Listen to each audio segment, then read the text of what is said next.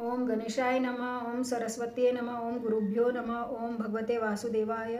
ओम कृष्णम शरणम मम। भागवत का उद्देश्य और उसका महत्व।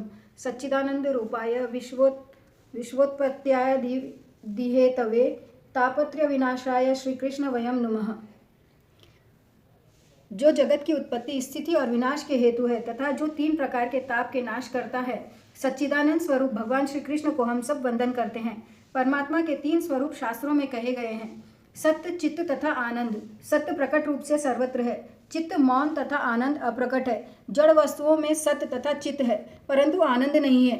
जीव में सत्य और चित्त प्रकटता है परंतु आनंद अप्रकट रहता है, अर्थात अप्रकट रूप से रहता है, अव्यक्त रूप से है। जैसे आनंद इसके अपने अंदर ही है, फिर भी आनंद को मनुष्य अपने बाहर ही खोजता है।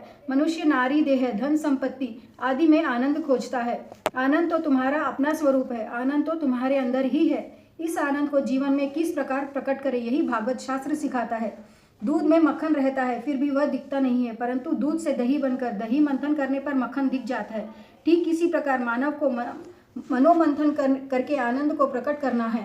दूध में जैसे मक्खन का अनुभव नहीं होता, इसी प्रकार ईश्वर का कि जो सर्वत्र है फिर भी उसका अनुभव नहीं होता। जीव है तो ईश्वर का ही, तो भी उस ईश्वर को पहचानने का यत्न करता नहीं है। इसी कारण से इसे आनंद नहीं मिलता है।